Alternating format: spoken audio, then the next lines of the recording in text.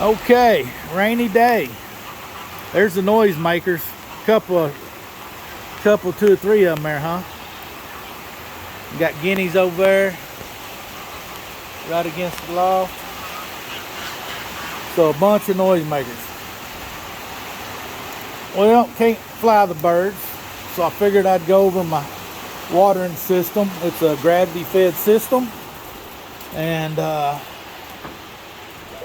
you know, I got little cups in each cage. I just want to do a little breakdown of it all in case y'all wanted to try it out. I've tried the pressure reducing systems and haven't had no luck. So I went to the gravity fed from a Reservoir. It feeds all of them out and jumps over, comes over and down, feeds all of these. And I just put the cups in here and I started to hook it up. I ran a T right off of the existing feed right there, right here at this green line. Just threw me a T in there and jumped across here, and I'm going to go ahead and feed all these with the same blue reservoir up here. It'll be able to feed all that easily. I've got a shut off valve there. If I want to feed any medicines, I can shut it off there, fill the reservoirs up, you know, with a gallon of mixture, and you know, medicate them that way if I wanted to medicate them inside the cages. So my supply line is all PEX. You can kind of see it running up there and across. Those of y'all that don't know much about PEX, it's a real simple plumbing system. It just requires, you know, them little O-rings and a pair of these PEX clamps here. You just squeeze them little O-rings on your pipe, and that's all there is to it. No glue, no mess. It's quick and easy. So right over here to start with is my supply line coming out of the ground. I got it shut off right there. A couple of hose bibs to feed the 2 kit box areas.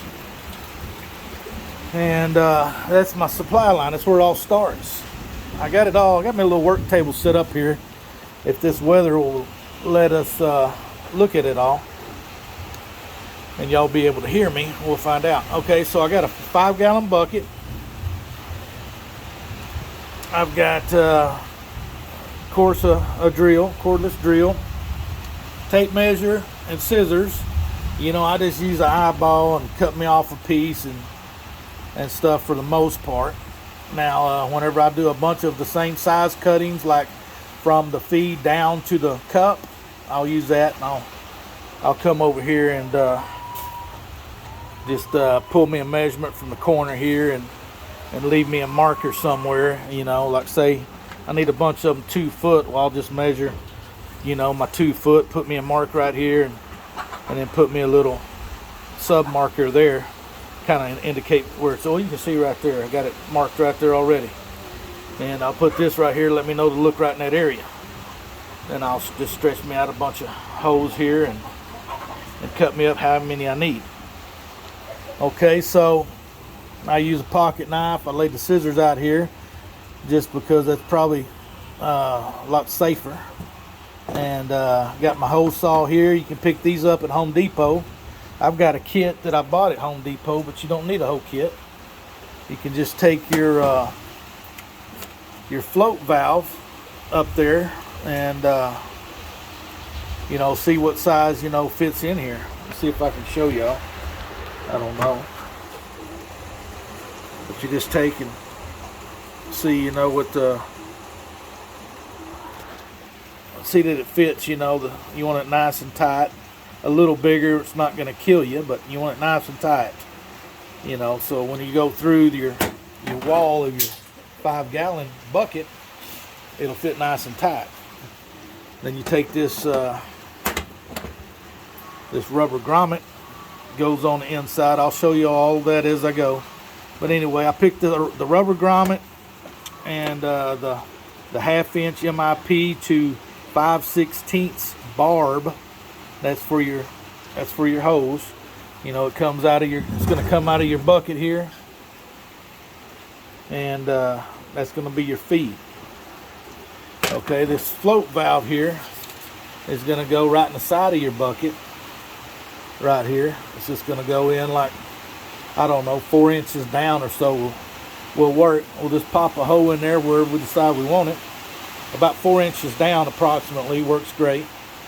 And the float has a little adjustment on it.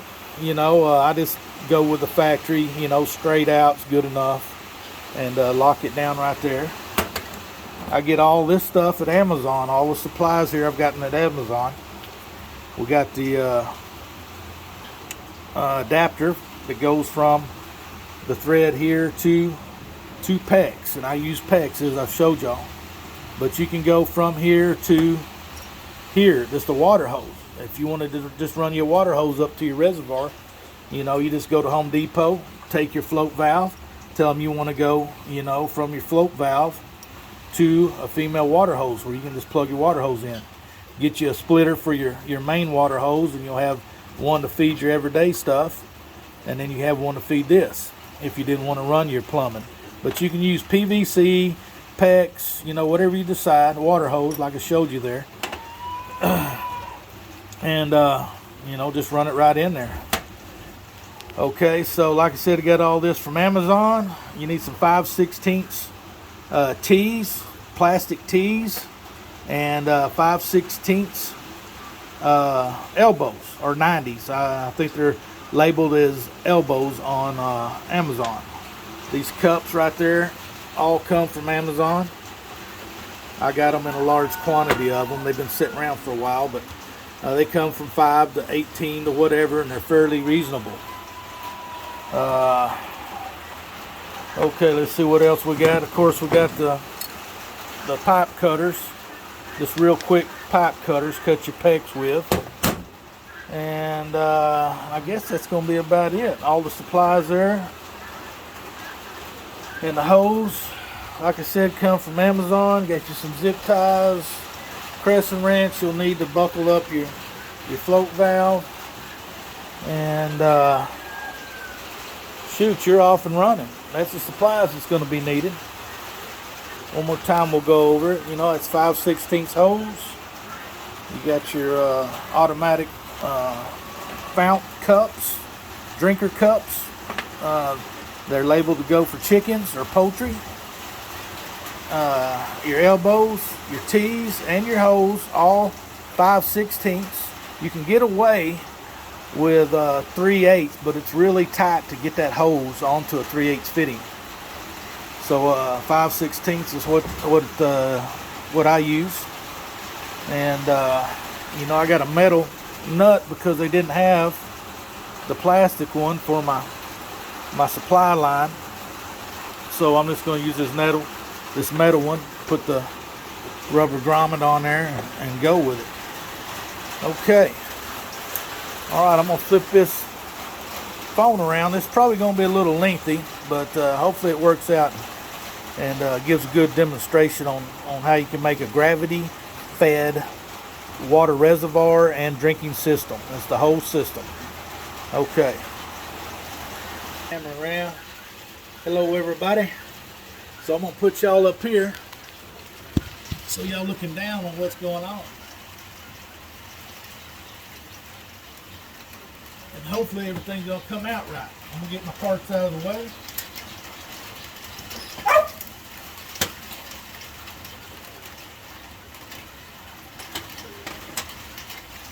Got a dog likes barking at my little girl's pet pig in the backyard, or the chicken yard.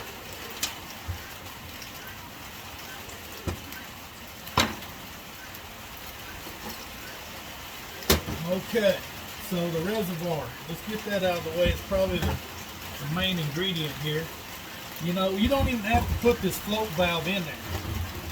You don't have to put it in there. You can just fill this bucket up with water, you know, with a hose every day. Just got to make sure it's higher than whatever you're trying to feed.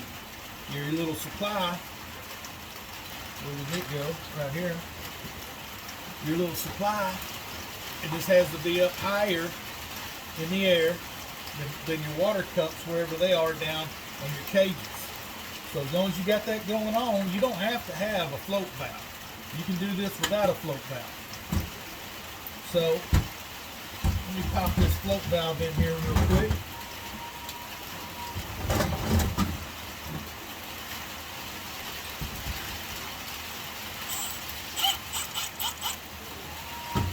And it's real simple. See if I can get it here. So I said just about 4 inches down. You can measure it and mark it if you would like to. I'm just going to go ahead and eyeball it. Give me plenty of room for my nut and anything that I need to put onto it. So approximately 4 inches down from the top, from here to here. And I put it right at the handle side.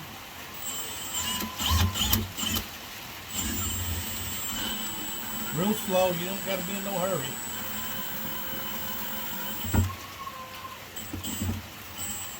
And there you have it.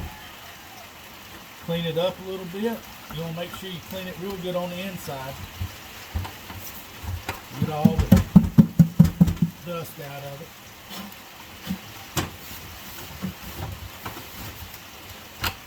Okay, so now we got that part done. Here's the float valve.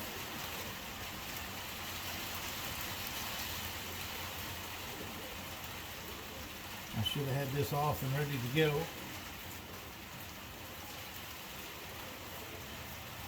But I didn't. Okay, so it's going to go in here like this. You know, it's so whenever it drops down, it's going to go ahead and fill up. Whenever it fills up to the level that you have it set for, it'll shut the water off until it drops down again. A lot of drinking going on now. Okay, let me see if I can get y'all in this picture here to see. I'll just poke this. Let me see my rubber grommet.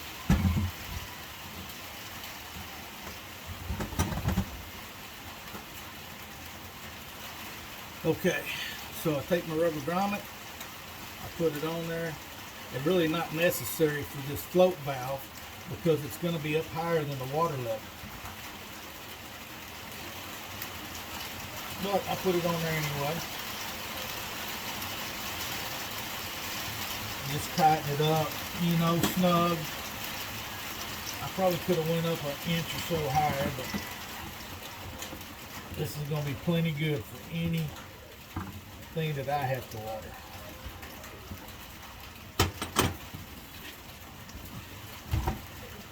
Turn it on the side so y'all can see what's going on. You don't have to tighten it up real crazy, just a little snug is good.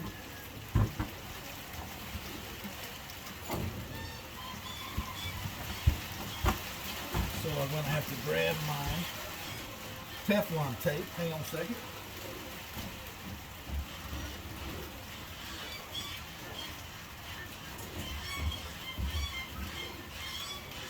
I just thought I had everything here ready to go. So I'll take me a piece of Teflon tape.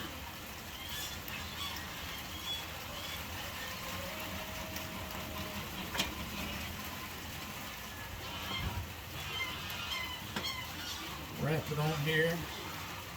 Just kind of work it in as you go. This stuff is, sometimes it cooperates with you, sometimes it don't.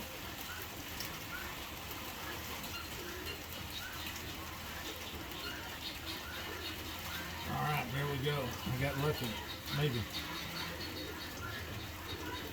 Got to push it good and down into the threads. Alright. So, we got the float valve installed. We got the Teflon tape.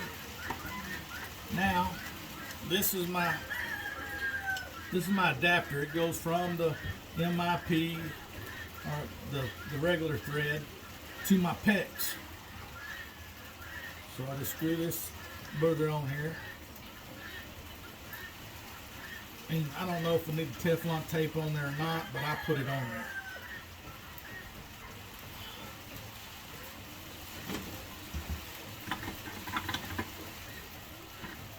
Again, you don't got to go crazy King Kong G.I. Joe grip on it. You just want to snug it a little bit.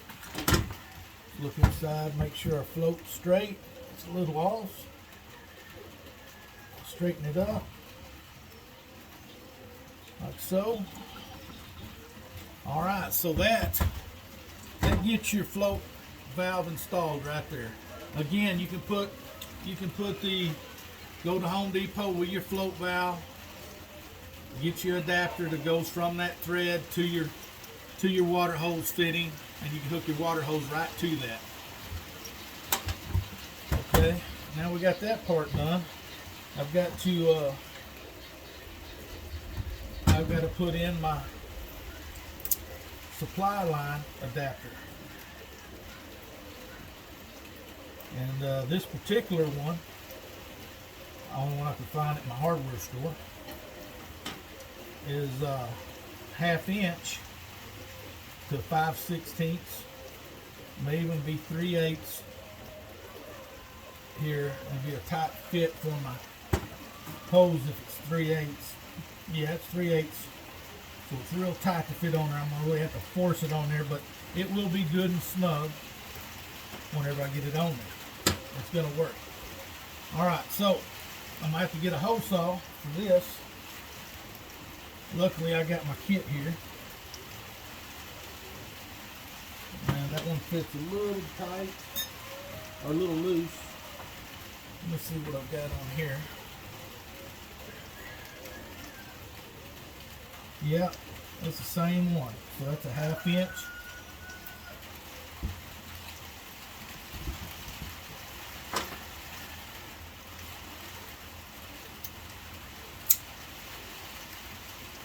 I gotta get this out of here.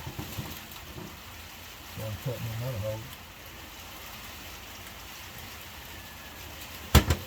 Okay.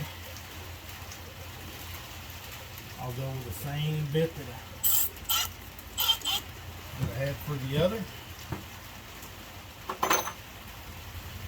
Okay. So we'll put it down here, and we want to go. Let me see the best way I can show you on this camera. We want to go probably about 2 inches up from the bottom, from the very bottom of this. It's got about a 1/2 inch recess to the bottom here. So we'll go about another 1.5 inches above that, and we'll call that our center point. And again, I'm just guesstimating.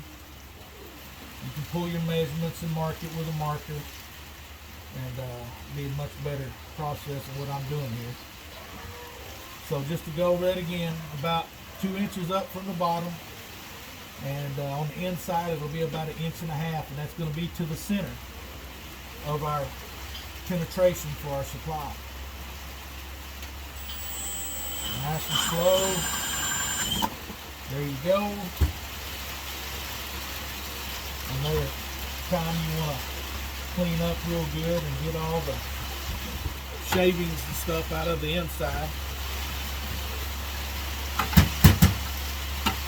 Probably wouldn't hurt to rinse this whole thing out whenever you're done.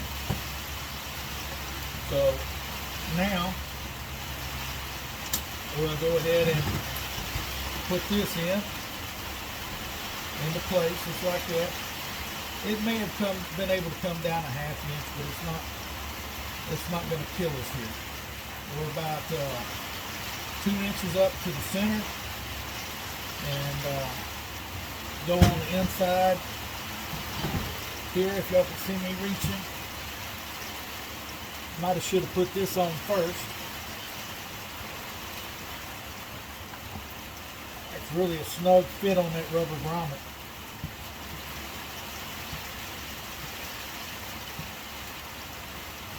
Okay. And I've got the metal nut. They didn't have a plastic one. It's probably best if you have a plastic one, you know, for rust purposes.